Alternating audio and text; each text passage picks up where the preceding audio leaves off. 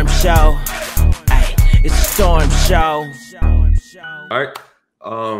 Real quick, thank you, Storm, for this opportunity. Again, my name is Nathan Daley. You guys, I'm on YouTube at The Real Nathan Daley. You can follow me on all social platforms. I am a retired law enforcement officer, 13 years of experience. I started out here in Atlanta, Georgia.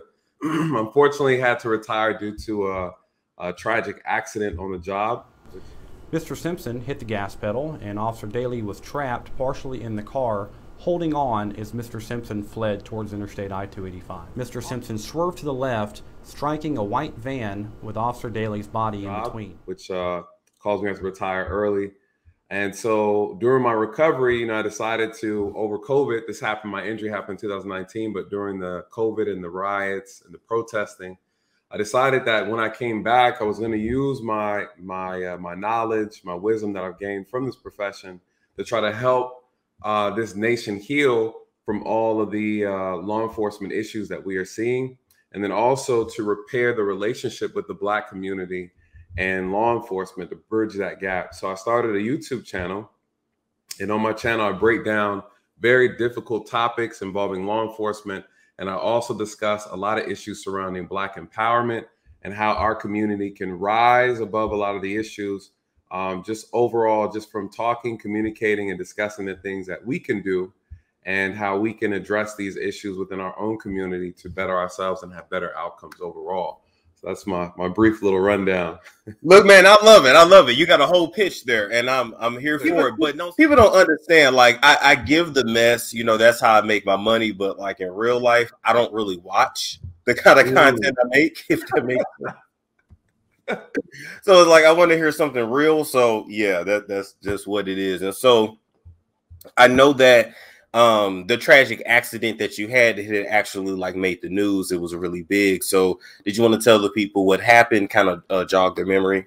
Yeah. So in 2019, August 1st, I was actually conducting a traffic stop. For those who were in Georgia, it was off 285, Ashford Dunwoody 285 near 400. And as I was addressing the driver, I was in the process of make an arrest. The driver, we got into an altercation through the driver's window. He drove off with me hanging outside of the window. I was unable to remove myself out of the car in time. As we're going down the interstate, he started ramming me against vehicles. I know it's too violent for us to show on here, but you guys can just Google my name, Nathan Daley, and put car accident or something like that. It'll come up. Eventually, I ended up hitting a white van, and I ended up getting thrown from the vehicle and tossed onto the interstate. Went unconscious for a while. Was taken to the hospital, and by the grace of God, I came back, no broken bones, but I tore a lot of things on the inside. And you had no broken bones? No broken bones. That's all God, man. That's all God, all day. Yep, all God. So tore my face up though. And tore my face up really bad. You guys, have you seen Hitch, the movie Hitch with Will Smith? Yeah. That when he had ate that what was it, seafood or something like that? His face. Oh yeah. Oh, you look like that. Well, yeah. It was bad. I'm gonna send you a picture so you can take a look at it. Bad as it feels, but you know me, I will bounce back 10 times stronger. Little knick-knack.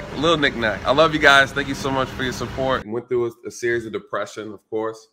After I was told I couldn't return back to work, it would take about 3-4 years for me to properly heal. I had to undergo about 2 surgeries.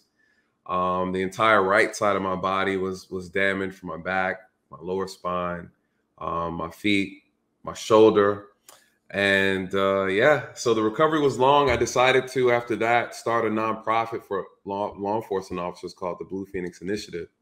And overall, that nonprofit was created to help bring awareness to officers who've been injured in the line of duty, and also to provide them mental health support and financial support and resources. And so a lot of people don't know, but on average, approximately about 17,000 police officers are injured, a year after being assaulted, and over 50, approximately 50,000 officers are assaulted a year, and then 17,000 of them receive injuries from those assaults. And a lot of times it doesn't get any recognition, and that's because it's not televised. And so my incident was televised. It was the video went viral, And I received a lot of support behind that. And within that support, it kind of encouraged me to step up and speak out against these issues as well. So. Wow. And I would say, you know what, you're right. It's not something people talk about. We talk about injured vets, right? Yeah. Even though we still really don't give them the respect and recognition that they truly deserve. We as Americans, whether you're white American, Black American, it don't matter. We really take for granted how safe we are here. Yes. In America. Like we don't understand that in a lot of places around the world, it's possible to walk outside and step on a bomb and that's it. And you're dead. Correct. Or you can be a woman and it's legal if it's a certain time of night for you to be assaulted if you're not with the male. So we take for granted the privileges that we have. So thank you for your service, because I couldn't do it. I'm just keeping it real. I couldn't do it. I appreciate that. Hey, so let's hop right on into it. Why do you think the Black community hates the police? Ooh. And that's a heavy question. But. It's heavy. It's heavy, but I can lift it. You know, we are all well aware of the history, the racial history of this country. We're well aware of what was done to Black people. We, you know, overtly, covertly, we understand what's going on. And I think, you know, we're not so far removed from that history. When you think about it, a lot of this stuff wasn't so long ago when Black people were actively being oppressed, physically being oppressed, systemically being oppressed. You know, those things weren't long ago. And they used the police as a form of a tool of oppression. You know, the abuse of laws. We're talking about Black codes. We're talking about Jim Crow. The police were used for those purposes, and so there's a negative a negative and a negative emotion attached to law enforcement as it reflects. I mean, just you think about the Ku Klux Klan. You think about racist white men who infiltrated law enforcement. You know, law enforcement was supposed to be a reflection of justice, a reflection of peace, law, order, and the community, right? In the community. Yeah, in the community. And they abused that, completely abused it. So it leaves that, you know, there's terminologies that the Black community uses for law enforcement. They call them race soldiers. Of course, and if you're Black and a police officer, they call you Uncle Tom, which Uncle Tom was the hero in Uncle Tom's Cabin. So technically, really, it'd be a Sambo, right? So it's those terms are just so disrespectful, but yeah, very disrespectful. And so there's a unique history. There's a unique history with law enforcement. I try to encourage people on my channel to recognize the idea that though this is our history, you know, the country is changing, whether slowly, but it's changing, right? Nonetheless. And the only way we can have a better impact for our community is to put ourselves in positions of power to start, you know, having a stronger impact of change, especially when it comes to us directly, because society has to understand and respect the fact that Black people do feel uncomfortable with police. Not only that, we have to also look at the media and how the media portrays Black on white encounters when it comes to white officers addressing Black people. We have to also magnify that, understand that that's by design. And there's a lot of misinformation, a lot of disinformation in regards to how police officers, white officers are actually interacting with Black people. And I know that because of the history, it's hard to believe that things have gotten better because we're constantly bombarded with a lot of propaganda. And at the same time, people's anecdotal experience too also goes towards that, right? The experience they hear from other people who are Black. It's hard for them to believe, you know? Yes, it's hard for them to believe that, oh, race relations are better between Black people. So things are, even if it's not where we want it to be, things are headed in a positive direction. So if you don't take the time to do the research to see, you would just think you would think the worst. Correct. You would think the worst. And, you know, there's, unfortunately, you know, our community, we're very emotional. We talked about this before. And so we're easily manipulated through emotions. And sometimes what I've noticed working, because I've worked in a predominantly Black community, as an officer, and I've worked with white officers, and I've been in situations where black people would call a white officer racist, and the officer is not racist or wasn't doing anything racist in that moment, right? As me being a witness, what I realize is that unfortunately, there's a portion of our community that does not like accountability, that does not like to be told what to do, has a disdain against authority to some degree. Yes. And when that authority is coming from a white person, if it's not done properly, right, to our satisfaction, it's easy for us to label it as being a racist encounter, right? Every white person that has an attitude or that is unprofessional or is disrespectful or could just completely outright rude doesn't mean that that white person is a racist. So I think our community has gotten very cavalier with throwing that word around. You're right, because some people are a-holes. Yes. Yeah, they're just a-holes. So the cop, I mean, people don't even think about it. Like, number one, you guys are humans first. Like, you're a person first. Correct. Number two, every single day that you guys go to work, so you're dealing with somebody that's having like the worst day of their life. Yes. Every single day. Like, don't get me wrong, I'm sure you had days where you went to work and it was smooth sailing, you know, but for the most part, you put on your uniform, you go to work, and you're dealing with somebody who is not having a good day. So people don't keep that in mind. Yeah, that's true. Let me cut this off. That's true, and I think one of the biggest challenges that officers are held at a higher standard. Society has a certain level of expectation that they have for officers and police departments, and I don't believe we're rising to those expectations, you know. And I think that's what disappoints people. They get frustrated when you have certain people who can circumvent around the law. There are a lot of discrepancies, though, right?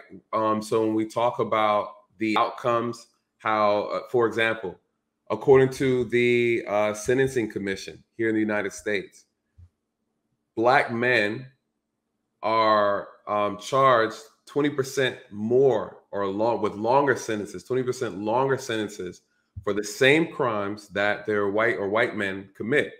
So when people see that, and it's a known fact, right? It's a documented fact, and there's nuances behind the scenes, right? Like criminal history and and things of that nature, so that you can look at those. But regardless of no matter how you slice it, the reality is that Black people are disproportionately, right, affected in these things, impacted when it comes to sentencing and things like that, and treatment under the criminal justice system. So it's a well-known fact. We also see these things too when it comes to certain treatment, when it comes to interactions. So there's a lot of truth there. And so people bring that up to me all the time. Say, okay, how do we solve this? Because this is a real issue. We'll get situations like Breonna Taylor and how that turned out. Yes. There's a power dynamic. It's based on who you know, whether or not you're a celebrity, right? We see Jussie Smollett, he's out of jail, right? 6 days in and out. Yeah. My brother spent 13 hours in jail and then was out. And so we see these things, and we recognize that life is unfair, right? And there are some people who have leverage over the system, and this is true. And so how can we reduce it? Because you'll never get rid of it, right? We have to understand we'll never get rid of it. As a community, as people, we have to understand how power works, and we have to put ourselves in positions of power through voting, through our dollar usage, and just us being collective, working together collectively to fix those things. Divided, we can't do anything, and so the system will be leveraged against us continuously, if we don't come together and fight these things properly, unfortunately. Yeah. And I mean, we have to get to a space as a people where we are okay with authority. We have to get to a space where, look, sometimes we in the wrong. Right. How can the Black community decrease the amount of altercations that they have with the police? Like, do we maybe need to be not as aggressive when police are talking to us? Do we need to not be as emotional when interacting? Because if you look at a lot of those interactions that go wrong, it's one person's in a heightened state, and then one person doesn't de-escalate it, it just continues to escalate. So there's a couple of things there. I'll touch on a few things. One, the officer's disposition is important. The officer's ego, whether the officer is doing right or is justified in the actions, right? Sometimes as a people, we can just be irritated just in general from dealing with the police. And that has a lot to do with what we see on TV, right? You know, during the George Floyd situation, the protesting and people were, you know, Black Lives Matter on the rise again. That, what people don't realize, that invokes a certain emotion out of you.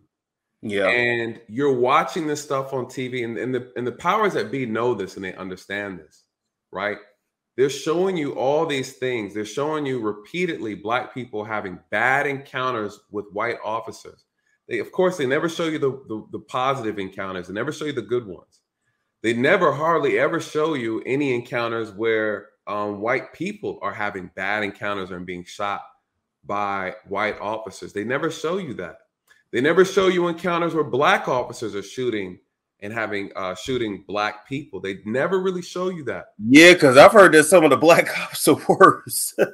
I've heard that, but yeah. I don't know that for a fact, but I've heard that. This is how I learned a long time ago that it wasn't really a race thing.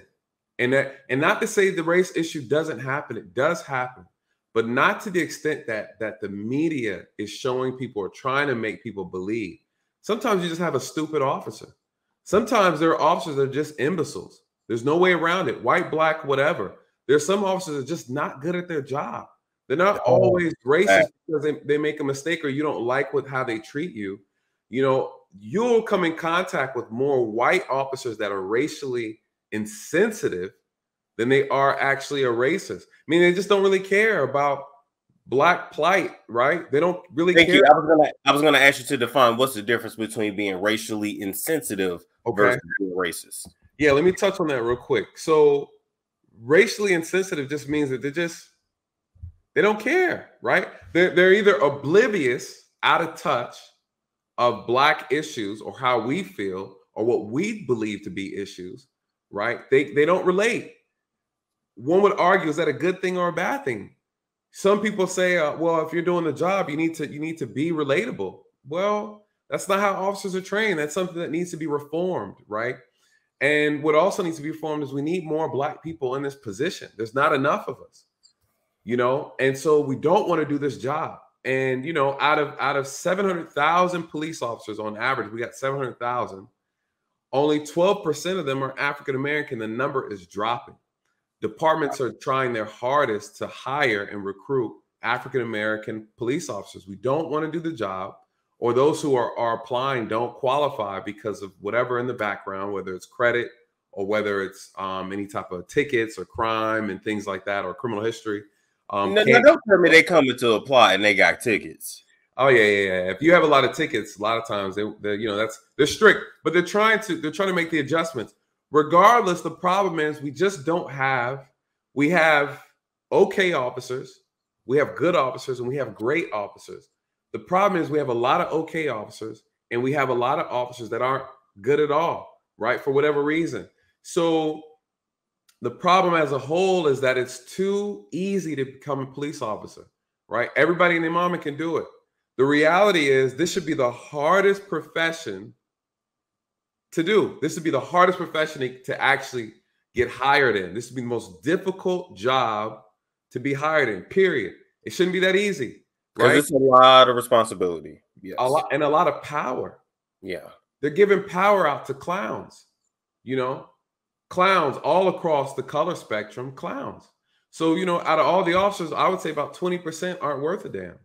And so, again, this should be the hardest profession to actually get hired in, and it's not, you know, and so the standards are low in order to get numbers.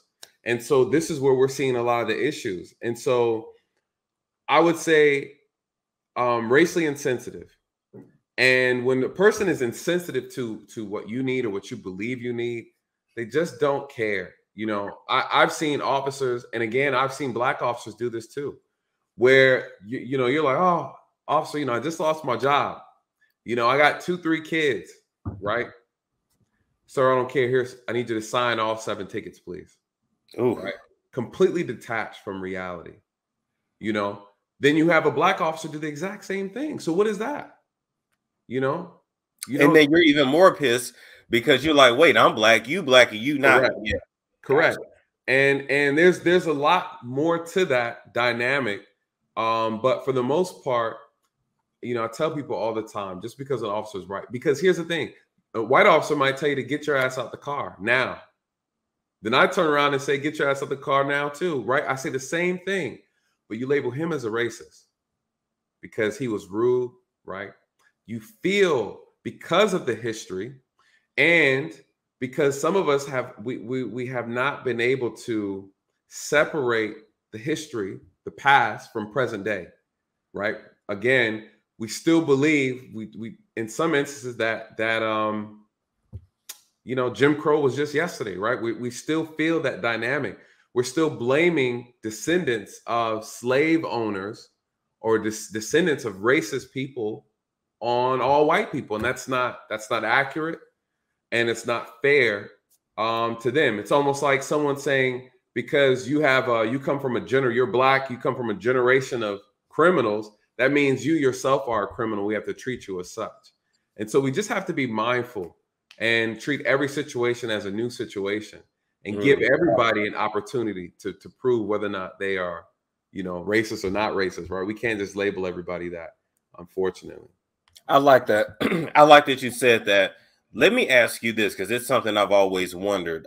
Who polices the police? Whew. Man, that's a good question. I would say this.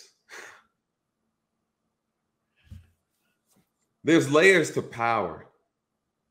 There's layers to power. Unfortunately, everybody doesn't handle power the same. Some people lose themselves in power. Some people have integrity when they handle power. Unfortunately, with law enforcement, you have a lot of situations where, let me say this. Who wants to give power away once you have it? Nobody. Oh, nobody. Oh, no. Nobody. No. And the law enforcement situation, you have police officers are disciplining themselves in a lot of situations, right? So if you have power to discipline yourself, are you truly going to discipline yourself appropriately? No. And that is the issue. So who polices the police? In police departments, we have a division called internal affairs. Internal affairs is internal, right? It's internal. So they investigate their own people when they make mistakes. Now, one would argue, as long as the internal affairs division is completely not biased, they can do a good job. But how can they not be biased though if they're cops too, or were cops at one point? Correct. It's hard to say. You can't measure it. It's not measurable. And at some point, even if say like you're in internal affairs and I'm the cop, at some point we may have had a beer together, known each other outside the force. We could be friends. Yes. And it's like, are you really going to fully hold me accountable? All right, I'm going to just suspend you. Don't do that shit again. Correct. And that's the problem. That's the problem. You can't, you know, I don't think it's a good idea. And I say that from being on both sides. I've been in internal affairs probably about 4 times in my entire career. Okay. And the majority of the time, I'll say I've only had 2 encounters where it was because of me. I did something and someone complained on me and I had to go in there and prove my innocence. And the other 2, I want to say it was on 4, but the other 2 was because another officer did something. I had to go and then tell what I did in that encounter, right? I've never had any issues, disciplinary problems, never disciplinary problem, never had any issues in all my 13 years, right? Nothing questionable, no abuse of power, no abuse of force or any of that. I did pistol whip somebody one time. But that's a long story. That's another story. Well, that sent me and that took me to IA, but it was rule justified. I'll tell you about it. If you remember it later on, I'll tell you the story behind that. But hey, at least you didn't kill him, right? They just got. He's alive. The brother's alive. The brother's alive. And to my defense, he was tying people up in someone's home, right? So what justifies, man? Okay, you know, so police departments. The problem is all police departments aren't created equal. You know, you can have a police department that's solid through and up and down, right? And I say this because people don't understand how corruption works. And I've been waiting, I haven't decided to do it yet. I'm going to do a video on corruption and how it actually works. And I'm waiting a little bit. I want my channel to grow a little more, put some strength behind it before I start talking, you know, crazy, right? Okay. Because people will cancel you. And so there's certain things that I'm just not comfortable diving too far into until I have the strength to be able to withstand the backlash. But people don't understand how corruption works. And I do, and I understand how it works in a police department. All police departments aren't created equal. You can have an amazing police department, but like everything else, the heads of power change, you know, and people have to understand that. Just like in this country, we got a new president, right? Just 3 years ago, we had a different one. And so think about how that concept works. It works the same way in a police department, right? The police chief, the person who runs it, has the power to change out the staff and change the direction and also uphold certain policies and standards. And so when that changes, everything also changes too sometimes. You have some departments that maintain a very strong policy of standards and they follow their policies. And you have some departments, they don't do that. Some departments don't do that. And some departments, they look at, there's a culture and a mentality within some police departments. And we look at it like this. We are out here doing a dangerous job. You know, we're out here answering a call to provide services, to protect and serve the people. And sometimes the job gets a little dirty. And sometimes we make mistakes. Should I, as an officer who's putting my life on the line, to come out here and do the job that many aren't willing to do, don't have the courage to do, should I fall victim to an honest mistake when dealing with a criminal who's lived his or her life, their entire life, committing crime, violence, have a history, right? And they are out here being a tyrant to their community? Should I fall victim from an honest mistake, right? Yeah, I may have hit the person too hard. Okay, yeah, maybe that wasn't a lot of drugs. Maybe I lied here. Maybe I lied there, right? But this is a criminal. Though. Yeah, absolutely.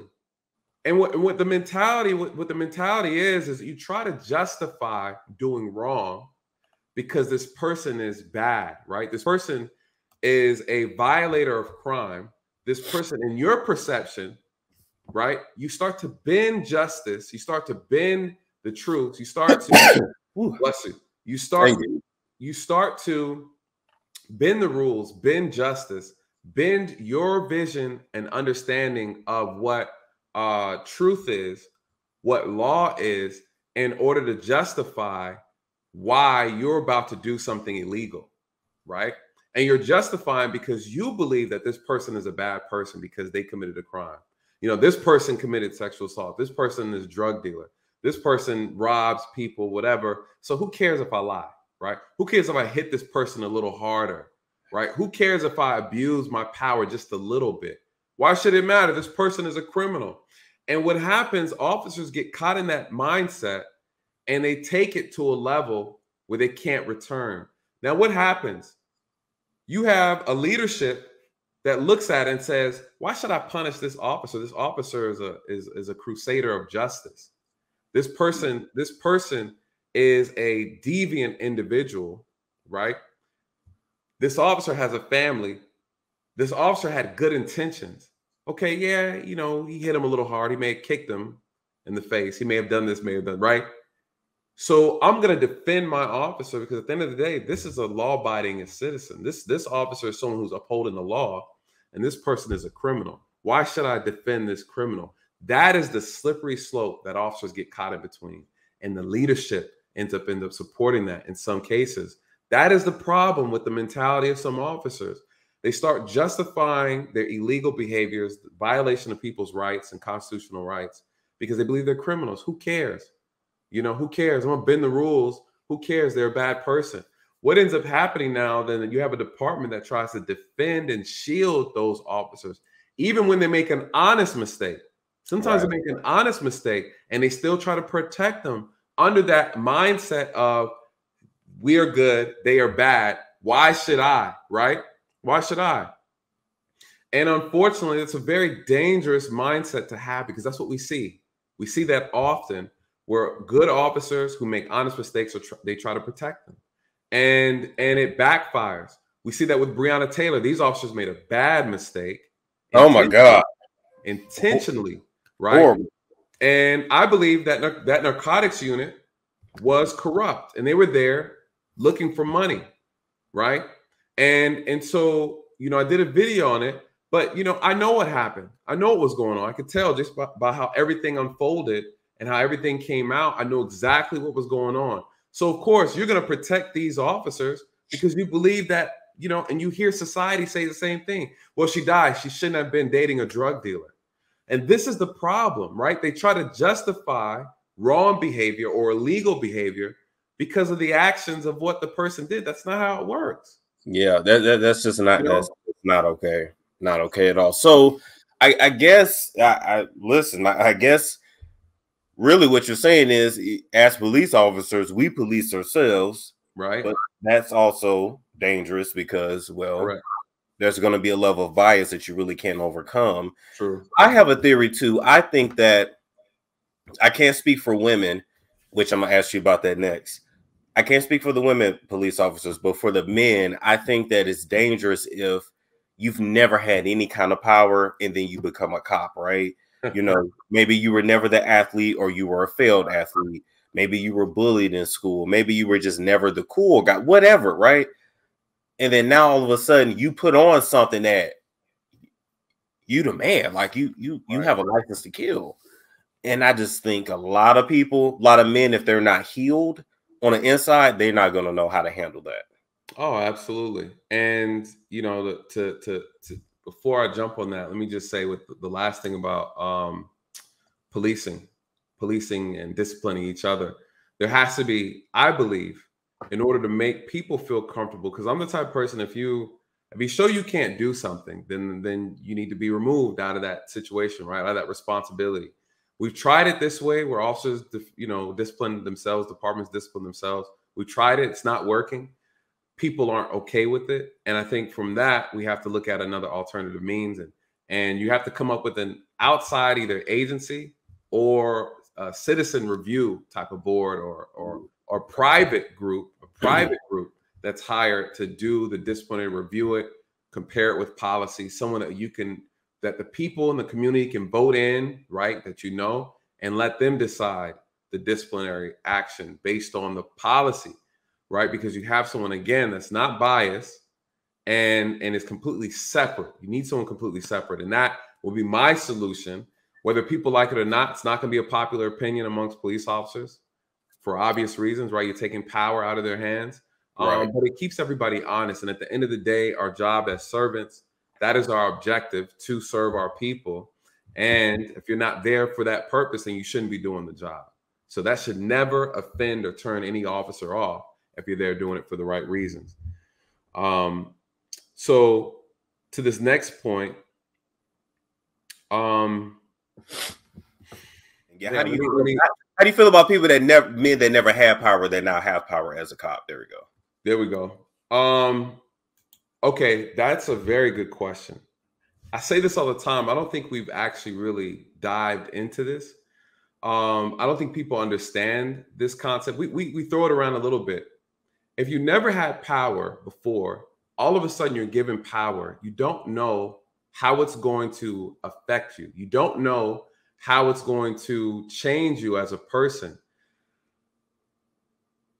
Not everybody is designed to wield power. It just is what it is. It's not something everyone should have access to. Just be honest.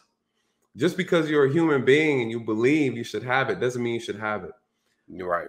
There are people who don't have the mental fortitude to handle power, to handle the responsibility of power, and also the enforcement of power. Some people don't have the ability to even do that. I think the challenge is that people are never taught how to handle power. I think that's the thing. We're taught how to do this job. We look at law enforcement. We're taught how to do this job. We're taught how to enforce laws, but no one teaches you the concept of power, what power does to you mentally, physically, spiritually, emotionally. These are real concepts. Yes, you know, and if you don't have a strong moral compass, if you are not a person of integrity, then the power will consume you. And absolute power, we know, corrupts. Absolutely. This is true. And one of the things that I notice in this profession is that it takes a strong person, nearly benevolent in nature, to be able to wield power just barely appropriately. I've had weak moments, and I'm a very strong person myself.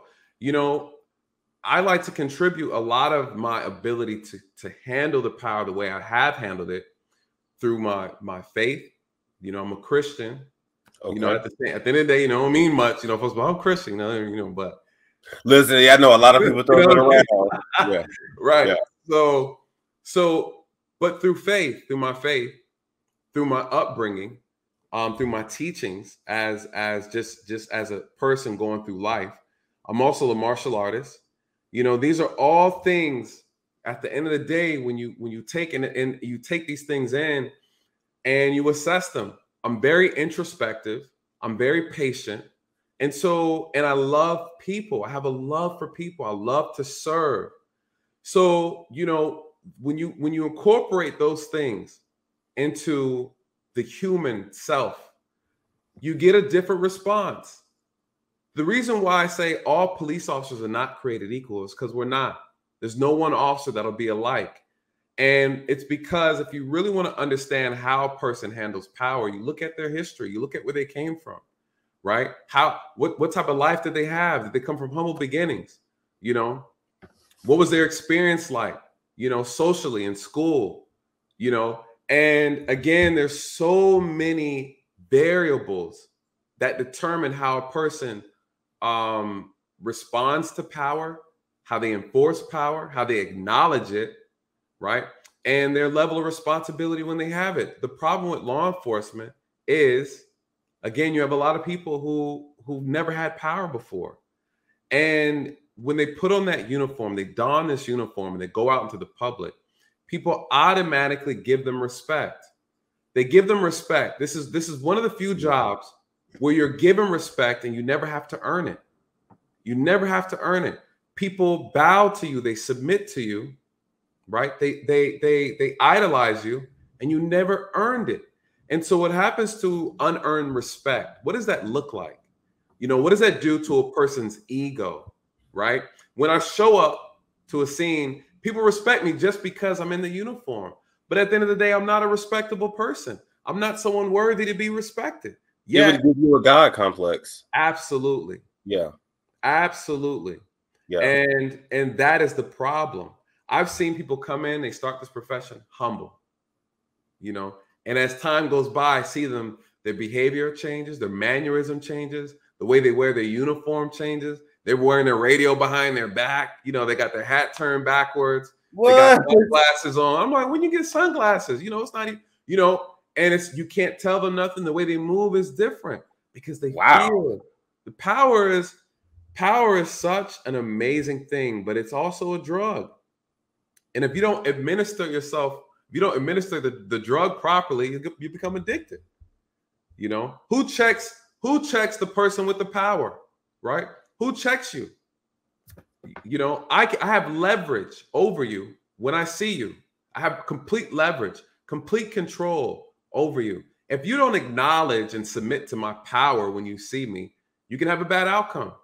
Yeah. Bad outcome. And as a power holder, I know that, you know that, and I know that this is the issue with officers and even white officers, right? Officers in general. But the reason why we had the bad dynamic between white and black, because when a white officer puts that power and forces that power out of ignorance over a black person, we see it, we feel it, right? We feel it. When a person just disrespects you, and you know you can't say nothing. And you know, if that person wasn't in the uniform, they would never dare to do that. Yeah, exactly. Yeah, exactly. I love how you broke that down, because it's no better. Look, it's always best when you have questions like this to go to someone who has experience. Yes. In that area, not your mama, not your auntie, not such a such who have never worked on the force. Talk to somebody who has. So, how do you feel about women being on the police force? Right. I see some women out there and they are tiny. I'm not. That don't mean they ain't strong, right? But you know, something to happen, and it's like they need the guys to come in and back them up in certain physical situations. So, how do you feel about women doing the job? I always felt like it wasn't a woman's job, but I know that's misogynistic in nature. But what do you feel? So they say. I understand why people feel that way. I actually don't have an issue. I believe, like anything, if a woman is capable of doing the physical work, doing doing all the required needs to meet the needs to become an officer, should become an officer. You know, if you can do the work, do the work. If you do the work, do the job. That's how I look at it. I have seen some small women. Yes. I mean, it could bring about a danger. Absolutely. Because again, people size you up in this profession. There are criminals out here who don't care about your gender, don't care about your size. They will handle you. They will take your life. We've seen it all too often. We have a lot of women who have lost their life in the line of duty. And you know, I hate it. But there are a lot of amazing women in this profession. Amazing. And to be quite honest, two of my mentors in this profession that I've mimicked my style of policing off of were women. Wow. And one of them was white, one of them was black. And talk about the white one, she was, when I tell you, she was amazing. And she was on the SWAT team as well. She was an investigator. She became an investigator too. But when I came out the academy, she was like one of the top officers at the precinct.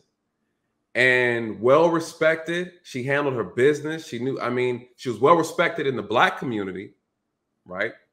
And you guys know I started in DeKalb County, so she was well respected in the black community, and she was also well respected in the department as a whole, as a woman. She handled business. She never made excuses, you know. And when she was there, she showed up. She showed out, and she helped train me, and I admired her. Her. And I mimicked a lot of my investigative style, and he's also how I communicated with people, and whether criminals or non-criminals, just overall, she had a mentality that I really admired, right? She was all about looking for criminals and stopping crime. You know, we would work together. She, you know, we'd pull somebody over, and then by the time I get to the window and come back, she's like, "Oh, we're not warning ticket." I said, "What happened? We're not going to investigate." Not a criminal, you know. Criminals, if they're not a criminal, they have no business with us. You know, that was her mentality. I like that. Okay. You know, she wasn't about writing tickets. She wasn't about harassing people. She was about reducing crime, stopping crime, finding violent offenders. And that's what the name of the game was for her. I admired that, and I mimicked a lot of my style off of her. And like any job in this profession too, you have men and women who just aren't any good, you know.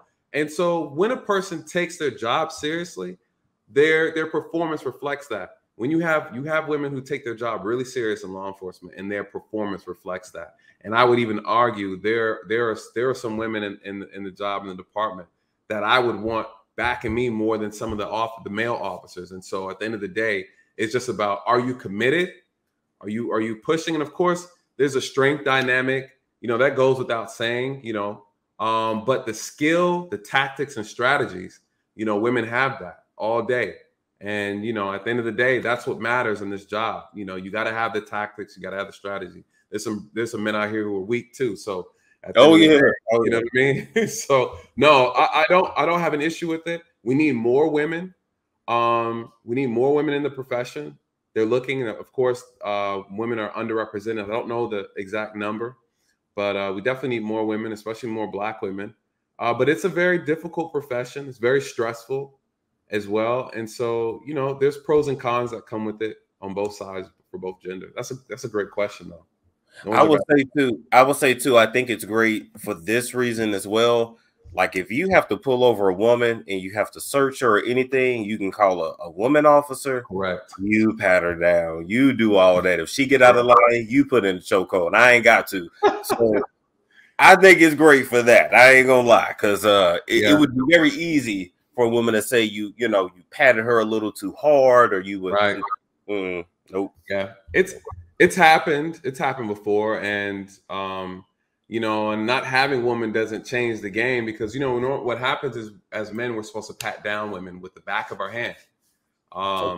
And a lot of times, like if she's stashing things or weapons or drugs like up top in her breast, and you know, we with their shirt on, we tell them, sometimes I've had them, hey, I need you to unbuckle your bra from outside your shirt, or lift your bra from inside and then shake, you know. So there's little things we can do just to ensure that there's no weapons, ensure there's nothing dangerous as we are going to jail or while we're investigating until, because a lot of times when we get to the jail, there's absolutely going to be a woman there that can do a more thorough search. But for the most part, for us dealing with women, the most important thing is just to make sure there's no weapons. And a lot of times with women, because of their shape, sometimes you can eliminate a lot of areas. And they, you know, women don't, a lot of times on average, depending on what type of crime you're investigating, they don't wear a lot of layers of clothes and things like that. So they're a lot easier to search than men. It's for weapons, because that's honestly the most important thing. You know, drugs, you know, women got hiding places, right? Right. But overall, weapons is the most important thing that we want to make sure we rule out before anything. So there's ways we do it the back of the hand, but you're right. And before body cameras, you know, it's been a nightmare. So because allegations will get you in trouble, right? Quick. I'd be like, I ain't touching you. Sorry, I ain't touching. Right. I ain't touching you. So let's go here then. Let's talk about Black homes, Black households, lack of fathers, right? And how that affects the crime rate. So I'm sure you have encountered many of those situations. Yeah. So I'll just let you talk to us about how these single parent homes affect the crime rate. That's an amazing question. Where to start? It's a lot. It goes deep. It's very deep. And I will say this. I've arrested I was a part of a burglary task force for the department. And that came with arresting a lot of juveniles. I've worked in the Black community, so I didn't arrest hardly any white people. So, you know, a lot of this experience is going to be in our community. So I don't want people to think that. Again, I have to always make this disclaimer because we start going into numbers. You guys, we are well aware, you know, white people commit more crimes than Black people. They commit the same crimes. But this is specifically in our community that I've worked. And so I've arrested a lot of juveniles. One of the common denominators, no fathers at home. Absolutely no fathers. And some of the most violent offenses the juveniles commit, no fathers. Robbery, homicide, no fathers. And, you know, I can't even count. I mean, I can count on one hand how many juveniles I arrested and there was a father. This is not to say fathers aren't active, right? Sometimes you can have an active father, but the father is still not a good father, right? That's true. You can still have a father in the home and the father's not worth a damn either, right? So, or the mom, right? Let's not get it twisted. There are bad moms out here. True. Know? And so when we talk about just good, healthy families, you don't have to be wealthy or nothing like that, but families that really just kind of bring about positive love and support and growth and things like that for children. I would say this. People don't realize that in our community, and I know people like to say this, but over 70% of the children being born in our communities are born out of wedlock. Now, some people might not think that's a big deal, But studies. That's a pretty big deal. That's a pretty big deal. It's a huge deal when we start looking at what happens in that family dynamic when the father's missing. First, we talk about we have to address poverty, right? The amount of single out of the homes where single mothers are raising children, there's about a 70% poverty rate out of all those single households. Okay. So it increases the rate for poverty. You're talking about people living below the poverty line, below the poverty line as a single parent household. And it's not just single parent dads, it's single parent mothers. And so we have to look at the dynamic of what happens when a father is absent. Because when we look at single parent father homes, the poverty rate is extremely low. And what's happening is we got to look at the value of a father. What value does a father bring? We're talking about order, structure, discipline. But one of the things that I always wonder, I'm like, well, then, you have mothers that discipline their children too, right? They say, don't do this, don't do that, right? So it makes you wonder what is missing. There's a certain element that a man brings to a family that you can't duplicate, no matter how hard you try, and shout out to all the moms. We know they do the best they can under the circumstances, but there's a certain element that masculine energy brings into the fold of a home that you cannot duplicate. And so what I've noticed is that you're talking about an increase of dropout rates to about 70% of the dropout students or kids come from fatherless homes. Talking about like 60% suicide, child suicide, fatherless homes. 60%? About 60%. Yep. 70%, I want to say 70% teen pregnancy, fatherless homes. And then I think, what was it? The dropouts, then behavior. 80% deviant behavior, fatherless homes. And that's what we're going to touch on here. And again, unfortunately, when we look at the behavior of girls and the behavior of boys, you see what happens with young girls is they usually become more sexually deviant, right? Boys become more criminal deviant, right? They act out their behavior. When you look at the dynamic, every case that I've seen dealing with runaway girls, runaway boys, the girls tend to be, of course, targets of sexual crimes, right? You're finding them at hotels. You're finding them in other people's homes being trafficked locally. Yeah. And when you trace it back, they were kicked out the house, right? They were a disciplinary problem. They were unruly. Then you go in there and say, where the father's at? Father's not present. Father's not present. And then you look at the boys, where are they at? They're kicked out the home. They run away. They're out breaking into cars, breaking into homes, carrying guns. They're committing acts of violence. They're robbing. They commit crimes. The girls commit a lot of, they get caught up in sexual crimes or sexual deviant behavior, unfortunately, right? They use their body as a way to get attention, they use their body or their image, or a lot of the girls use their sex as leverage to get the things that they need. Boys end up using crime, or some use their body. They get caught up in the same thing as well, as leverage. And this is what happens to our juveniles. The boys out here selling their body too? Yeah. Yep. Okay. All right. Yep. And, and it's sad. And again, unfortunately, I would say the sexual assault against young girls and young boys, when you look and see where the fathers aren't present, and this is a very, very consistent trait across the board. And it affects everybody. Though this is not just a Black thing, it's a nation problem, but it impacts our community so much harder because our out of wedlock births are so high. They're so high. And so what happens, again, the deviant behavior, let's touch on that, because a lot of people ask me, why do these kids commit crime, right? Why are they doing this? Right. And for the longest, I didn't understand. I arrested so many kids. And unfortunately, when we talk about our community, kids are committing crime because they want money, right? They want money. Why is that? They're coming from a home, a lot of times, of poverty, right? The mother's working multiple jobs.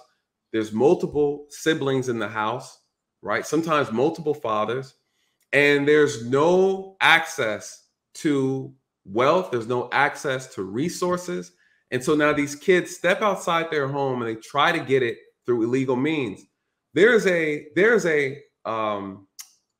criminal theory or a sociology or criminology theory that I always like to lean on to explain this. And it's called the strain theory, right? A bunch of smart psychologists or sociologists got together and tried to figure this whole thing out. And what the strain theory talks about, it explains the dynamic of a child. And you can use this I use this for juveniles. This applies to adults as well. Okay. But it talks about the dynamics of a child and how children perceive their stresses, how they perceive stress, how they perceive their world around them. What happens when you have a kid who is looking around them and they see other kids that have nice things, right? As kids growing up, it's Jordan tennis shoes, right? Yep. Jordans, right? FUBU, depending on how old you are. Right. Not FUBU, but yeah, you're right. You know, and we're looking at material things as kids, and we turn around and look at our parents like, hey, we want that. We want these toys. We want these things. And the parents like, hey, I can't afford it, right? We want fruit roll-ups and Lunchables. We can't afford it. And what does that do to the child, right? This is a household living in poverty now, right? Living in poverty. Over 70% of these single parent homes are living below the poverty line. What are these kids experiencing in this moment? They're experiencing a frustration, a strain. They're being strained emotionally. They're being overwhelmed with negative emotions because they can't acquire what they see other kids having. And what that does is it puts the kid in this place, in this mindset of frustration. And they say, I need money to get what these kids have. And I don't have the resources to do it. And because this is a legitimate thing that I need to have, I believe I should have, but I can't use legitimate means to get it and acquire it, I then lean on illegitimate things or means, such as crime or deviant behavior, in order to acquire such things. And that is the strain that kids go through. This is why it's so important to have uniforms in school, right? Uniformity, because you take that strain away from kids. When we talk about deviant behavior, kids act out, they're bullied. What happens? What is a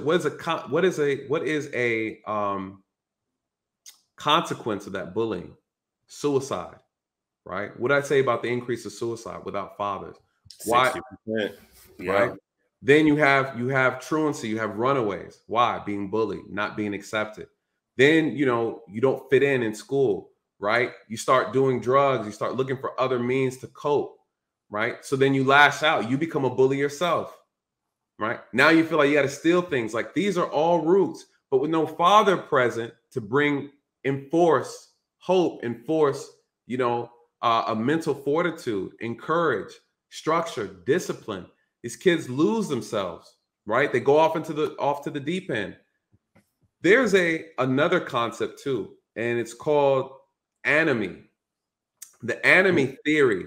And this theory is very interesting because this theory is more of a macro perspective, and I would say strain is more micro.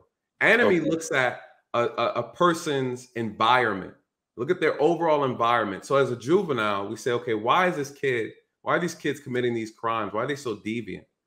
Well, you look at their environment, and what anomie theory talks about is the breakdown in social values, social norms of a community. When you blur the lines of morality, right? When you start to blur them, what ends up happening, it creates a sense of hopelessness for kids, right? It puts them in a position where they feel like they can't do any better. It makes them believe that it's almost like it creates a confusion, right? They can't tell right from wrong anymore.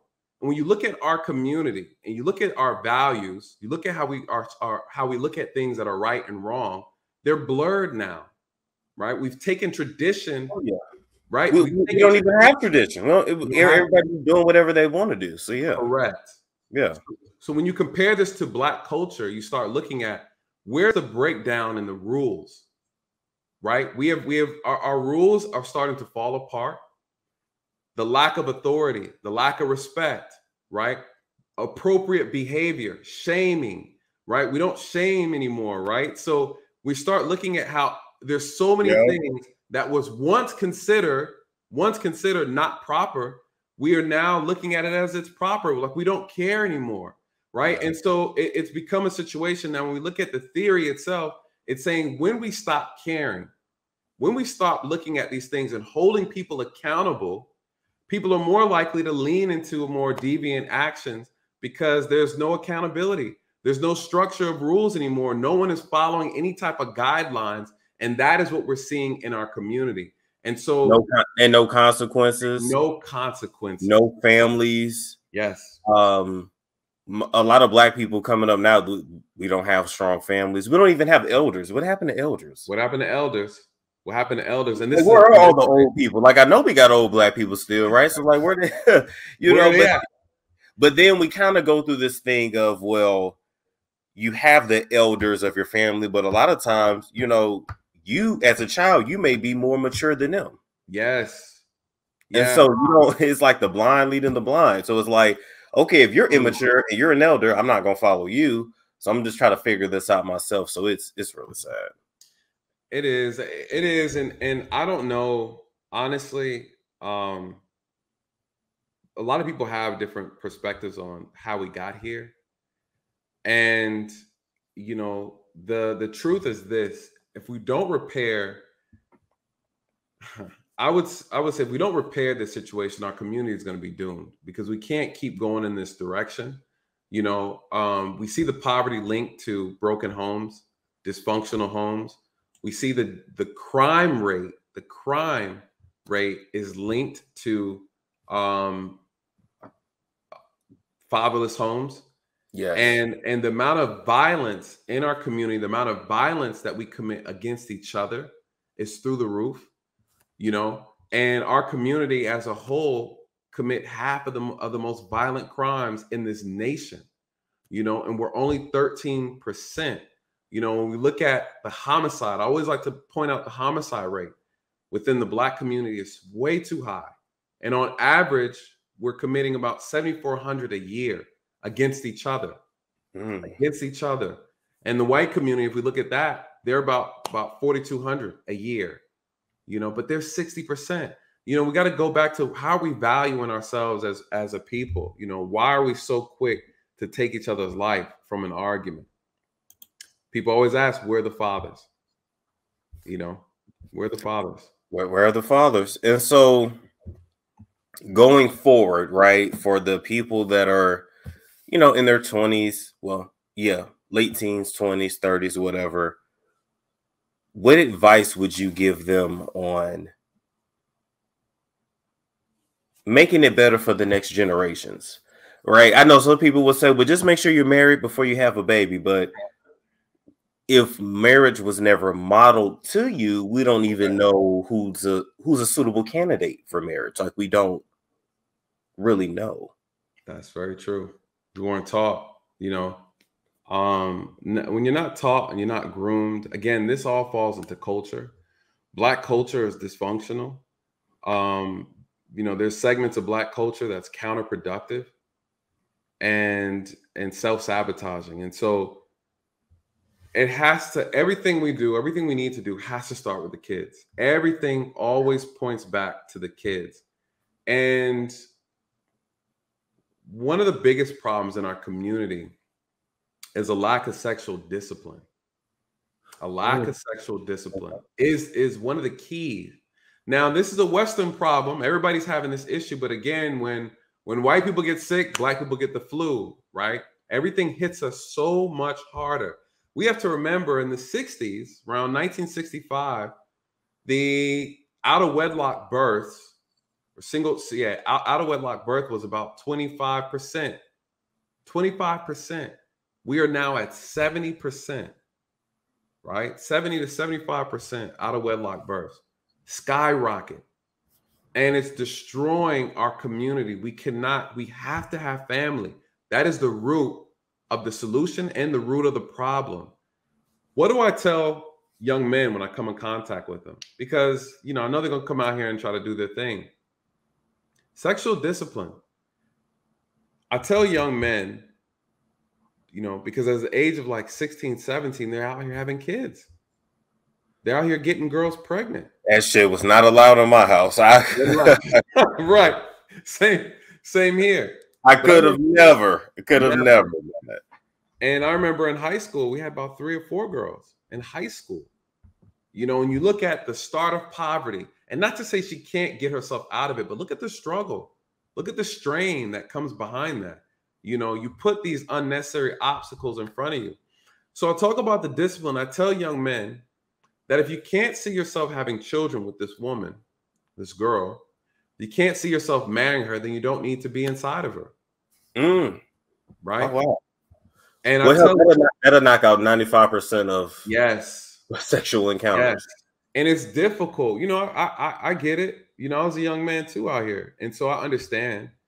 The problem with some of our women is that they're sharing the same man. Right? A lot of our women are sharing the same man. And that's one of the things in our community we have to talk about. Being impregnated by this same dusty guy, these bottom feeder guys out here. And, you got one guy who's impregnated 7 different women in our community. This is the most important thing you can do next to buying a home, right? Is picking a partner, picking a mate. If you choose wrong, you're going to have bad outcomes, right? So unfortunately, we have a bunch of clowns in our community that are coming together and they're creating a circus. This is the problem. This is the problem. And so I tell women that they're the closest thing to God. They have the ability, the gift to manufacture life, right? It's an honor. It should be treated as such. Yeah. What a big responsibility that is. A community can rise and fall by the acts of the women. A woman can destroy a community and a woman can grow a community. And the responsibility, such a heavy burden our women have. One would argue that, well, the men aren't no good. Well, then, but you still lay down with him, right? You still lay down with him. Before, this was a type of task like, back in the day, this was a serious thing. It wasn't a joke. To have a woman that was a virgin was a very serious thing, was an honor. It was treated as such a high pedestal to be on. And we have downplayed, relationships. We've downplayed marriage. We don't realize the economic benefits of marriage. We don't get it. We don't understand the economic benefits of a relationship. And this is why the economic strength in our community is so poor, because economics is rooted to family. Wealth generating, wealth building is rooted to family. And so if you don't have family, consistently, you don't have family generation after generation, you can't create wealth. You can't build wealth. And that is the problem. We have to get back into a mindset. This is a state of emergency. Our community's on life support. And we have to look at this as a mission. At this point, the women and the men have to say, listen, if we don't do this, if we don't fix this, we're going to die out, which is what's happening. We're being killed and attacked on all different fronts. And from the food to the environment, from ourselves. Yes. Yep. On all areas, all battlefields, we're being attacked. And whether it's aborting kids, whether it's the food we eat, the homicide we commit against each other, we're taking each other out across the board. And all this can be repaired. People, like you said, someone says this is hard. Until we get back into the mindset that this is a mission for survival, if we don't come back to that understanding, we're going to fail as a community. Because until we get to a state of emergency mindset, They will never understand how important it is. What do I mean by that? When someone says, hey, young girl, young boy, if you don't do this or do that, we're going to be wiped out. There will be no black people. There will be no rappers, entertainers, and athletes. There will be none of this and none of that. We will re-enslave ourselves again if we don't. That's the mentality we have. We have to get back to a mentality where it's either all or nothing. If you do this, you're part of the problem. We have to bring shame back. The shame of a man who have a children by a woman and refuse to be a father. The shame, the disgrace, you know? Okay. I will say before, yes, I'll be 29 next month. I would say before moving to Atlanta, I had never heard people talk like this, like the way you're talking now. Right. And so I noticed even when I look back in my family's dysfunctional dynamic, we don't really have a family. Everybody's individualistic. And so I was raised the same way. And even now, I prefer to move as an individual. So what, due to social media and just a decrease in social interactions. Yes. Because now we can live life and we really don't have to interact. Like me and you were talking through a computer. Right. If this was, 20, 30 years ago, I'd have to come to you face to face to do this interview. You see what I'm saying? Correct. I don't even have to go to the grocery store. I can just get on the app and it shows up at the door. So it's very easy. Right. Just for, millennials and whatever the generation is after that, to just kind of move and just focus and worry about yourself. Or maybe you get to the point of feeling like, okay, you come from such a dysfunctional background. I don't want to have kids. Like, I don't want to have to, I don't want to deal with that. Exactly. So what do you, what do you do if you're used to just being really moving as a single person? Then we're going to die. And then not only that, we're going to die alone. You hear one of the most powerful things Kevin Samuel said, and it's so true. People get on them sometimes about things, but we have to put fire up under us to move. And he said, if you don't fix this piece about you, you're going to die alone. Our people are dying alone.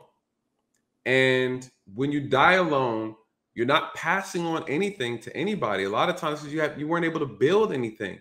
Society is getting to a point to where, even here in Atlanta, where if you don't have two incomes, you don't have a partner, you're gonna be out here stuck. You can't afford to live here. Like even from 2019 to 2022. Let me tell you something. If I was not an entrepreneur, there's no way I would live in Atlanta. Same here. There's no way jobs are paying $12 an hour. Rent is $2,500. Like, right. It don't make sense. Now, for everybody listening, hint, hint, the new place to go is Charlotte, but y'all ain't heard that from me. But that's the new place to go. But a lot of young black people moving there too. But he does say that, and once again, nobody ever said that to me ever. This is why this is why culture is so important. And culture, we have to get our culture under control. The men and women, we have a gender war in our community right now. I don't know how we got here. Honestly, I don't know. I don't understand why. It's so bad, though. It's so bad. It's bad. It's so bad. Dating is horrible out here. It's a struggle. And, it's hard to get two people to come together. The issue is we're trying to date out of love and not out of necessity, right? This is about marriage is about survival and legacy. We have turned it into a spectacle. Our community has turned it into a game. We turned it in about what you can do for me, what type of lifestyle you can create, how good the sex is. We completely are oblivious about how this process works. And in the meantime, the people around us are capitalizing off of our failures. we have lost, our wealth that we've had in this country has decreased. It's fallen about 1.4%. And the problem with that is we're 13% of the population. Our wealth needs to match the size of our population. At least we should be having 13% of the wealth. We spent $1.6 trillion last year, and our wealth has decreased. Why? We were losing homes. We're being taken up out of our homes. We're selling our homes. You know, we're selling it, and then we're getting in apartments, and then we can't get back into homes because they're too expensive. We can't get homes because we're as individuals and not as a team. And so, to your point, we look at how we were taught. Did our parents teach us how to be husbands? Did our parents? Oh no, it was preached to me. You see what I'm saying? No one taught us that. It was literally preached. You know, focus on school, focus on career, focus on making your money, have your own stuff. Yep. Like, it was never encouraged. Exactly. Yeah. And no one, when you think about it, because when I date and I'm dating women, I ask them this question. You know, I ask them two questions. You know, who taught you how to be a wife? You know, you want to be married. Who taught you how to be a wife? What does a wife mean to you? Do you have the mentality of a wife? What does that look like? They can't answer the question. Then I ask them, what is the benefit of marriage? And if we were to get married, how do I benefit as a man? Why would I, as a man, want to marry you? What benefit is it to me? They can't answer the question. That's a problem, because that means we don't understand marriage. We don't understand the purpose of it. We don't understand the power of it. And we don't understand the dynamic that men and women have in this relationship. Now, some would argue that it's modern times now, right?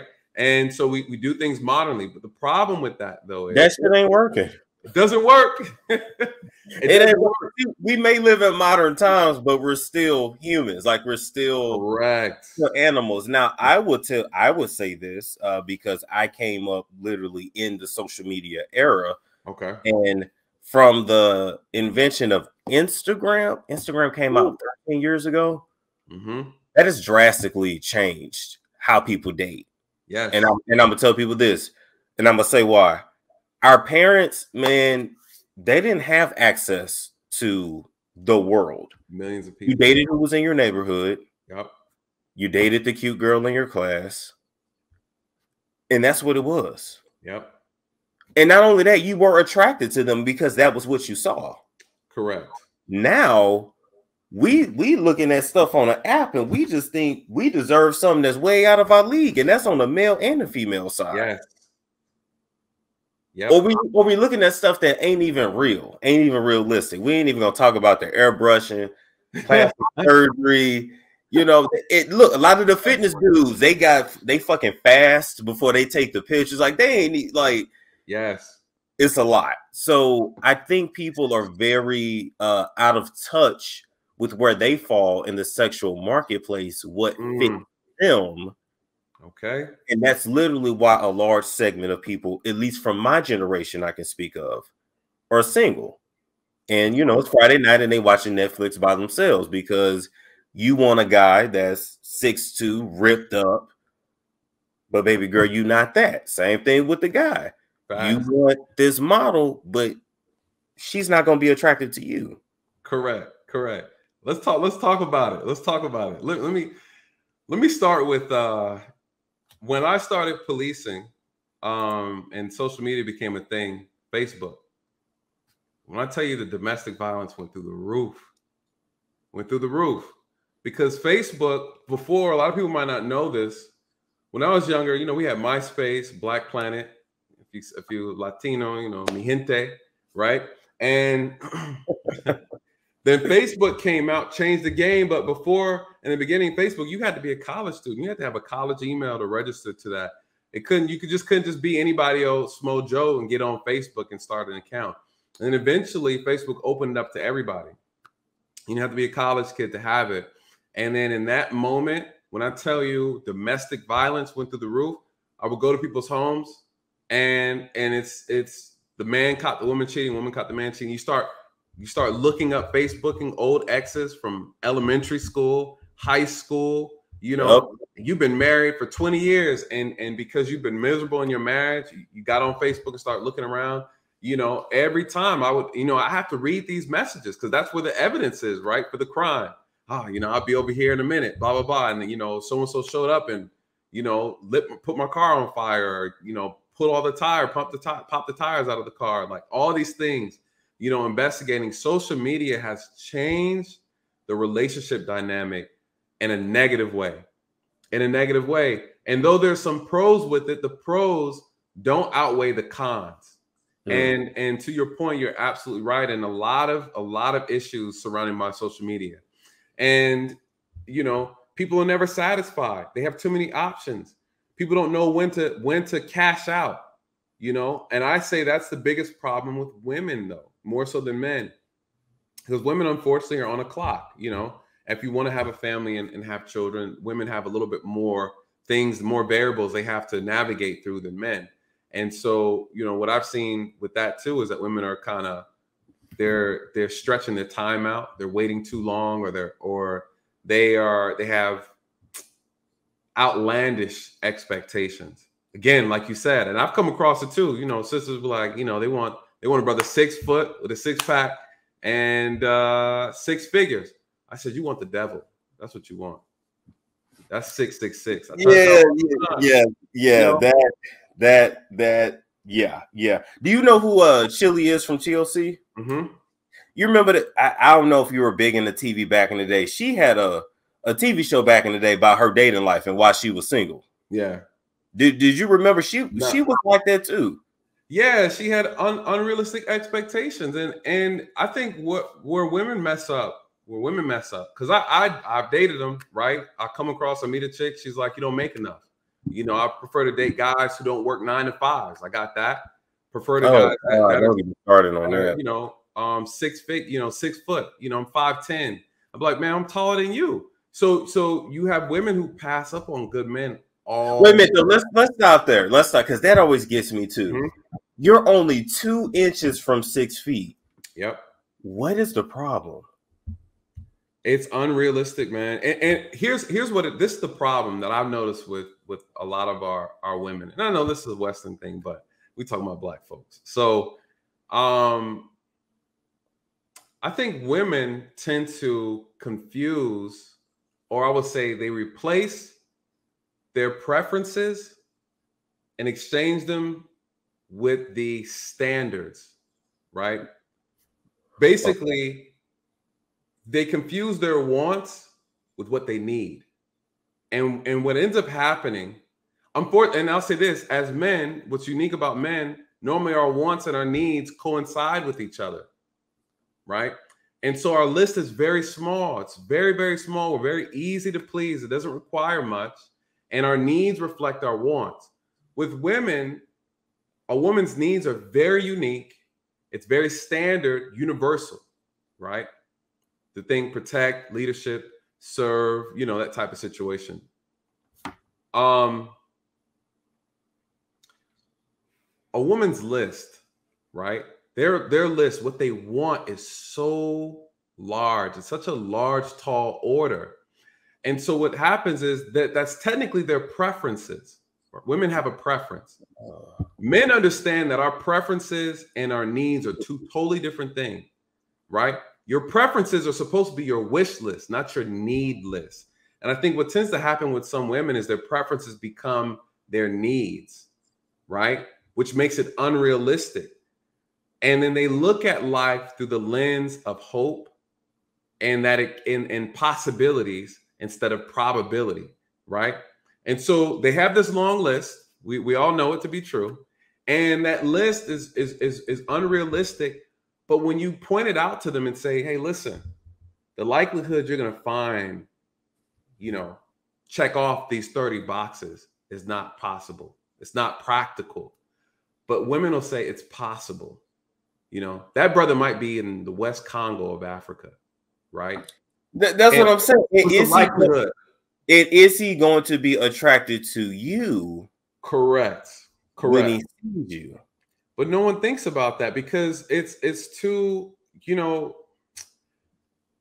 it's so much easier to lie to yourself because the truth hurts. The truth hurts when you think about the truth. When I was growing up, my lips were always the same size. My head was smaller. They used to call me sausage lips, right? And, you know, now the lips are a key ingredient to my success dating women, right? But back then as a kid, these were things that we didn't like, right? We had features about ourselves that we did not like, you know. Back when I was younger, light-skinned brothers were in. Now, dark-skinned brothers are in, you know. And so here we go. And so, you know, a lot of people haven't seen me without the beard, but I have a baby face, you know. And so we think, oh no, I never shaved my beard. Oh God, no. yeah. I gotta show you one of the pictures. But one of the things that I've noticed is that as men, we have to learn to accept certain things about ourselves quick, really, really fast. We can't live in a fairy tale mindset because it doesn't generate any positive outcomes for us.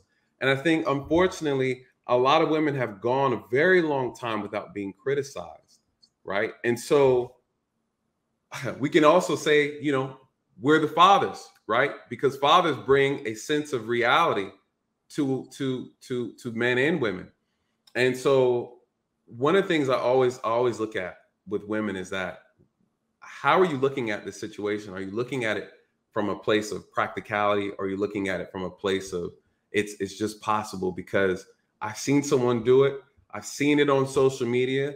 You know, this celebrity was able to do it, and not being able to just be honest and say, what is the likelihood? It's almost like there's no need to go that far, because if it comes out, if it comes down to the realization that I'm not going to be able to accomplish it, it's going to hurt my feelings. And if it hurts my feelings, it's going to make me sad.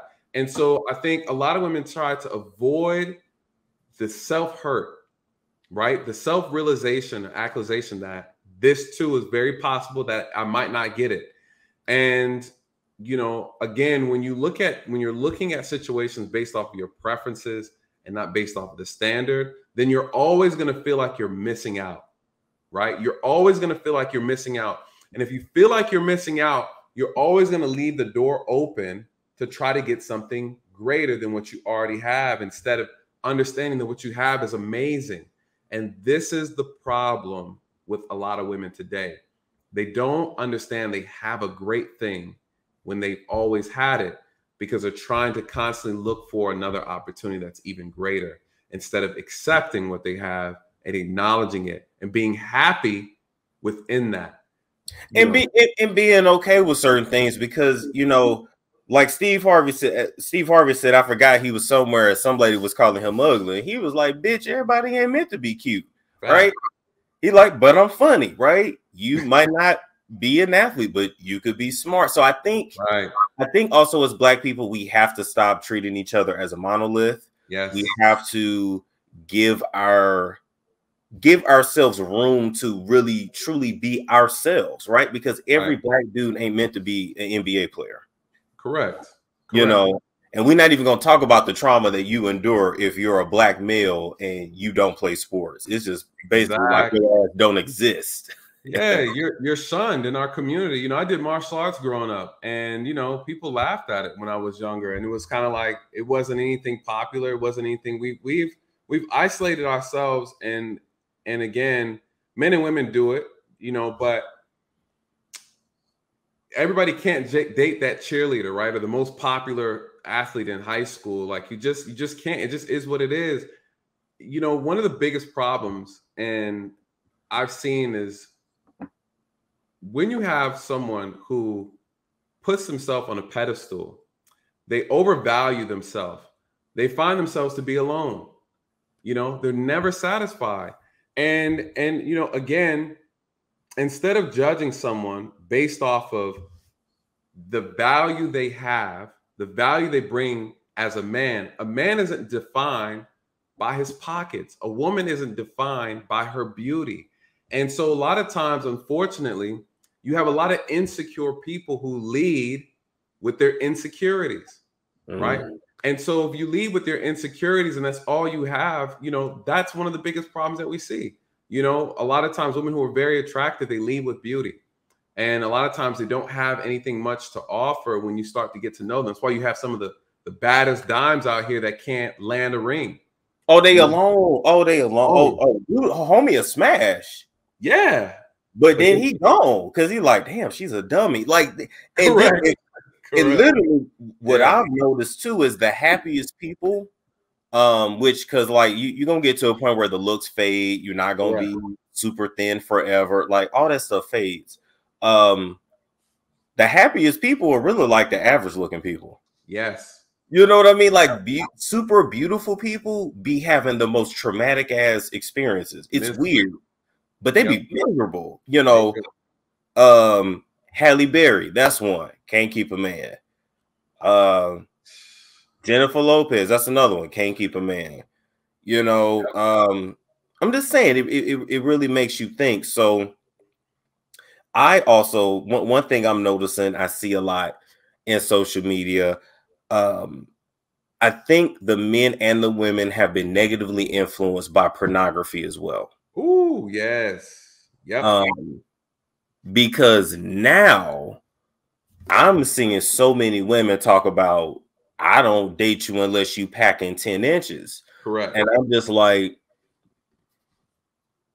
the level of cap that's out here is out here, because I'm like, that's not realistic at all. And so I'm like, we have really been negatively also influenced by pornography. I'll let you speak on that a little bit. Yeah, you know, that's a very interesting thing that you brought about pornography, because a lot of people don't understand the damage it actually does to the mind, to the emotions, to the spirit, and overall to the body. You know, a lot of men don't realize the association to, you know, cancer, right? Prostate cancer, and overusing your sexual parts, right? You have some brothers out here, we blame certain things, platforms like OnlyFans. It's very unfortunate. You know, it's high-end escorting, prostitution. But you blame OnlyFans and the men who are contributing to it. It's sad. It's sad. People are not really seeing the negative impact it's having on relationships, right? You have men who are no longer interested in pursuing women from a practical standpoint because they're behind the screens fantasizing about women, throwing their seed. You're talking about men who were throwing their seed in the trash can every single day, right? Lives wasted. You think, well, the highest the highest male abortion rates thanks to OnlyFans, right? and men are out here just throwing their seed away. And so again, what happens? How does that destroy families, right? Men are no longer, again, we talked about the power of social media. Men are leaving their homes to try to go and pursue women. Pursuing women, building a legacy, having a family. That's what we're designed and orchestrated to do. And the enemy knows what he's doing. He's integrated these things into society to help destroy family, to prevent families from coming together, because with family brings about power. With power comes influence. You got to look at all the small little things. They look on the outside. Sometimes we can't connect the nexus, but they're all connected. They're all relative, all relative. And so what is porn doing? What is it doing to our women, right? What is it doing to kids? It's destroying the mind. What happens when, I meet a young lady, she's amazing, and she's like, hey, in order for me to get off, I need you to pull my hair, choke me, throw me against the wall, and then flip me upside down. Where'd this come from? Where'd this come from? It'd have to be pornography. Absolutely. And so now, not to say it's not fun, right? Not to say it's not exciting to do these things or whatever. But if you do it every time, that's a lot. I think what ends up happening is there are some things that porn is like it always starts off innocent, like anything else, right? Then people start to use porn as a coping mechanism, right? An addiction forms out of that, right? When we think about what happens in that process, you start training your body to respond to certain type of stimuli while you're watching porn. What a lot of people don't realize is that you start training your body to respond to certain things that you see. And then when you get into the real world, you can no longer operate naturally because you've already put yourself in this state of hypnosis, right? Why do I say that? A lot of people might not be familiar with this, a psychology term called classical conditioning. Right? And there was a research study done with a dog, right? And the psychologist was looking at this dog and was trying to understand how to control this dog based on food and sound, right? So Pavlov's dog, what he would do, he would ring a bell, and then provide food to the dog. The dog starts to associate those two things together, the bell and the snack, right? So you train a dog. What ends up happening when you train yourself to only respond sexually to what you see, the images that you see? What's happening to men and women? They're going on porn, and they're searching for specific things, and they get accustomed to that, to the point to where now they can't get aroused unless it's under these conditions, right? And oftentimes it's self-pleasure. And so then when they never go out their way to try to pursue an actual real encounter. And what does that do? It prevents people from interacting, like we talked about earlier. It changes people's dynamics on how they perform sex. And sometimes it can become unhealthy. And sometimes they can lose the stimulation. And a lot of times that has ruined families, ruined marriages, right? Because now it's like, hey, I'm used to and accustomed to watching certain things. I'm exposing myself to different types of different sexual stuff. And then now I have a partner who doesn't want to dive into that or be a part of that. And now because of that, I then have to find myself, I leave looking for it because I'm not being satisfied. It's like it's an addiction. It can become an addiction. And I always tell people that it's never, unfortunately, it always starts off innocent. But anything that you cannot stop on your own, anything that you can't pull yourself away from, that right there is a strong indicator that you have a problem, right? And it's not one of those things, because a lot of us do it. It's not one of those things where it's not to shame anybody, but the reality is, how much control do you have? Like with anything that we do, moderation is key, you guys. We can talk about our diet, we can talk about all this stuff. We eat bad, we do this. Sex is the same thing. You know, you can be addicted to sex. Does it have control over you is the question. And I think with anything, whether people like porn for entertainment, that's neither here nor there. That's people's personal choice. It doesn't bother me. What I say is, are you addicted to it? The addiction is the problem, right? If you can't address or identify that it's having an unhealthy response in your life, then that becomes an issue. And I always urge people to be mindful of that. Entertainment can be addictive. Pornography can be addictive, and it has negative impacts when it does become addictive, just like any other addiction. But I've seen it destroy families. I've seen it warp the minds of young people, because then now, again, you start off doing that young and you get older and you meet someone and someone can't match your desires. You can't please them. They can't please you. And again, like you said, a lot of women too, they look at the size thing and don't realize the average size on men is about 6 inches, you know? And what else is the problem with that, with women, that we find out, and men, that when you find someone who they perform extremely well in the bed for whatever reason, turn out to be kind of like, sometimes on average, the worst people to be with, right? So, literally, yeah. so that's always a telltale sign, you know. A lot of times people who perform average in bed tend to be almost like the best partners just for life in general, them that you want to be with. They have a balance. Balance is always key.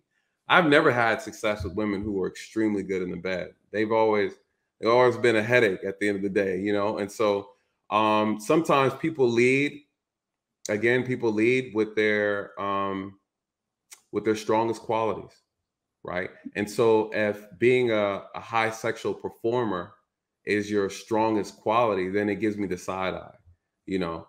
I'm like, okay, she's amazing in bed, but then she can't hold a conversation, or she has no purpose. She's not driven, you know? some people put all of their skill, their time in becoming better performers instead of other areas in their personality and their character that ultimately matter most. And again, it leaves them on the wayside, you know. So that's kind of how my take is. I know it's kind of a roundabout way, but no, I love that you gave that, because that it's something that people need to hear. And I mean, we can even go on and on about the amount of young men that have to take Viagra just to perform. Yeah. That is not something that should be an issue if you're 25. Right. And why do men do that? What is the cause of impotence, right? You're talking about the lifestyle, the health, you know, smoking, you know, whether it's, you know, marijuana, cigarettes, not the wellness behind your lifestyle, drinking a lot of alcohol, stress, not exercising, all those things have an impact on a male's testosterone. And so, you know, those are things. Diet is one of the fastest way to fix that problem. You don't need those supplements. You know, I was in Miami. It was Miami, and went by that gentleman's house, the one who invented Viagra. You know, and so, granted, when you're older, I think it's different. But to your point, right. Young men, yeah, when you have young men, again, we were never designed to sit out here and throw our seed out here in the wind, right? These guys are beating off all day, every day. And that right there, you know, it's unfortunately, that has an impact, right? That's a muscle. Your body is it's a functioning apparatus. It does things. And if you abuse it, there's consequences. And so those things are linked to prostate cancer as well. Like, they've done some study about that. And so these are things that men have to understand. You're not designed to just beat yourself to death, right? You know, it's not healthy. Not only that, semen retention is very powerful as well. A lot of people don't know that. You don't hear people talk about that. As a man, we have to understand that the power that comes from the seed, right? And so what happens when you retain that? You know, and so it's, you know, a lot of people talk about, I don't know if you're too familiar with it, but the whole chakra system itself and how that works. But you know, this is a point in your body where you can actually take energy out of. This is why you might hear fighters and boxers. I don't know if you've ever heard this, but a boxer will never have sex before competition. Right? No, I've always known that. Now, okay. I didn't really put two and two together, but you know, so you telling me I'll accomplish my goals faster if I practice semen retention? Yes, absolutely. There are benefits to it, and a lot of people just don't know. And again, this is the problem, right? When again we talk about fatherless homes, right? We talk about culture, traditions, things that are not being passed down. You know, again, we think that what we're doing is normal. We've normalized this behavior. You know, this goes back to the anime theory. We've normalized, I would say, untraditional behavior. We won't call it bad. We'll say societal norms have changed so much that we think that what we're doing is okay, but in actuality has a negative impact on us, right? And because it seems fun, doesn't mean it's good for us. True. Right? And so when you think about, you know, if you go X amount of time without ejaculating, without any of those things, you look at the type of energy, you start to feel different, you know, and you're eating differently. I always tell, you know, I was telling my cousin, we're having a conversation about this, and I said, you need to fast from alcohol, fast from smoking, fast from sex for 1 month. I was like, man, cuz I don't know if I can do it. Here's the reality. Here's the reality. It's not easy, you guys, but people downplay the power of self-discipline. If you can't discipline yourself, how can you control anything else in your life? You can't. You can't. You have, and then you subconsciously will start to feel bad about yourself because you know you can't. Absolutely. Yeah. Absolutely. And it's by design. Again, these are one of the attacks against us, right? The enemy knows our body, knows our mind better than we know, right?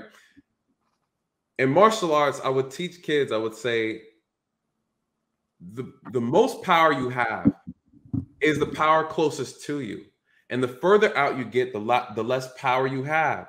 Your power comes from your core. If you can't discipline your mouth, right? You can't bring your own stomach under submission. You have people who eat like today's the last day, it's the Last Supper, right? You can tell them that they're one cheeseburger away from death and they'll ignore you. So again, you can tell a person all day, all long, but when you get into their mind, they're really struggling. They're really struggling trying to discipline themselves. You have some people say, I gotta smoke today. I gotta smoke every day. I can't help it. You know, I can't help it.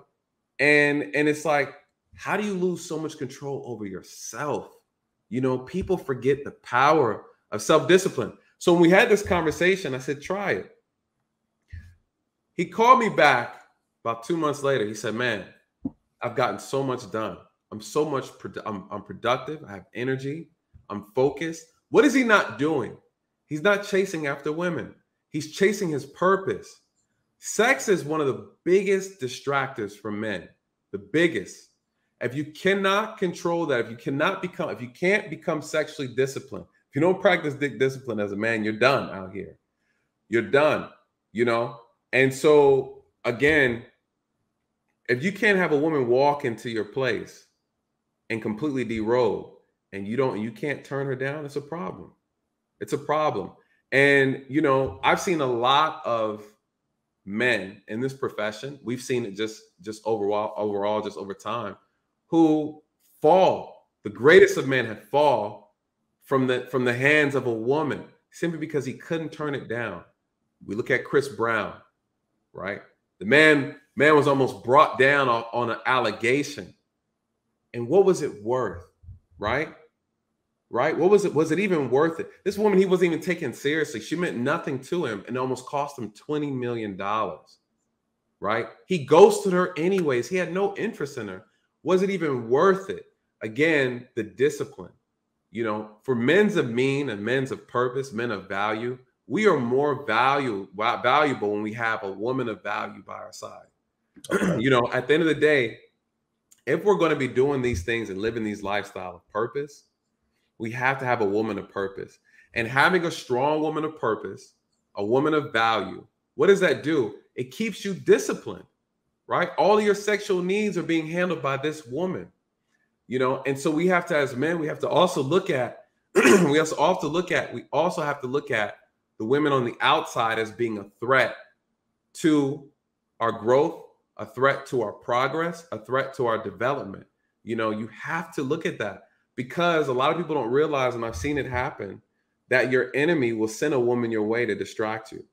You know, your enemy will send somebody your way to throw you off your game. If that's an area of weakness for you, people who are against you will send that weakness in your direction because they know it'll tempt you. It's temptation.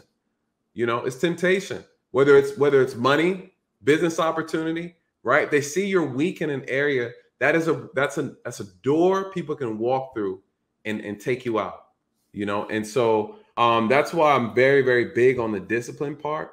And, you know, again, if you're a man of status, a man of purpose, you understand the value of vetting women properly, not throwing your seed around because your seed has value, right? Again, a man's seed it's a seed meant to be planted in a woman's soil. Right? A woman, now we're talking about the orchestrators of life, right? And so again, the power and the responsibility women have to choose the man wisely that they want to receive their seed, that seed from. You know, it's a very serious thing. And this also goes with women when we talk about pornography and things like that. You know, I've met women who have all types of toys, and they're completely desensitized when it comes to sex. You know, you got to try to outperform the rose petal outlet. You know what I mean? You got to outperform batteries. You got to outperform. You know, how do you do it? This thing is connected to the wall. You can't. You know, so again, you know, you think about what happens. women do the same exact thing. They end up secluding themselves, isolating themselves. What's the point? You're not going out here being productive. You're not going out here socializing. Not saying we're looking for sex, we're looking for companionship. But in modern times where women don't necessarily need men, right? Men can call the police for protection. Women can protect themselves. They can get weapons. Women are educated. Women have money. Women are making good money. They have their own place. They have their own cars. Then it says, I need a man to reproduce. Technically I can adopt. Technically I can be a surrogate. Technically I can freeze my eggs. Technically I have this vibrator here. What do you need a man for? Right. And what ends up happening, it ends up inspired. Women become inspired to do things by themselves, but not understanding they just got put in a trick bag. What is a trick bag? The enemy is saying, hey, what do you need? You're independent. You can do all things through self. You can do all things through self. You don't need family. You don't need a man. You don't need a husband. That is the enemy's greatest deception, telling us we don't need each other and then providing the tools to keep us apart, right? I hear you. So let's leave it there. Let's leave it there because we can go on and on for hours. Right. We'll be on here for hours. So I think we covered a lot today. And I'm excited to see how the people are going to respond to this. It's going to be interesting. It's going to be interesting. Listen, I wanted to tell you and tell the people that I really, really appreciate their support. It was unexpected. You know, they came over and in droves and was like, hey, we saw you on Storm. Great conversation. Great dialogue. They enjoyed the chemistry, the back and forth. And I really, really appreciate their support. And Storm, and I really, really appreciate you just giving me the opportunity, just being open and willingness to just have the talk. And your supporters are amazing, man. So it's a blessing. It's truly a blessing, brother. Truly, truly a blessing. It's Storm Show. Ay, it's Storm Show.